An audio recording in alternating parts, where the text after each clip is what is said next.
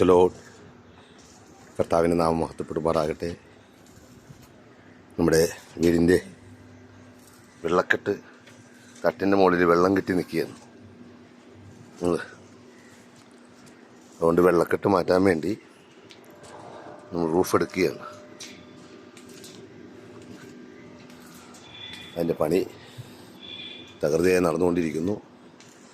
ഏകദേശം പകുതിയോളം ആയിട്ടുണ്ട്. ഇനി നിങ്ങളുടെ പ്രാർത്ഥന ചോദിക്കുന്നു.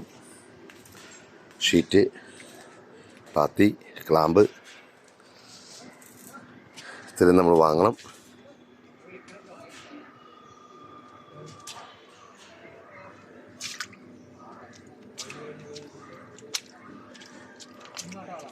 വെള്ളം കെട്ടി നിൽക്കുകയാണ് തട്ടിൽ.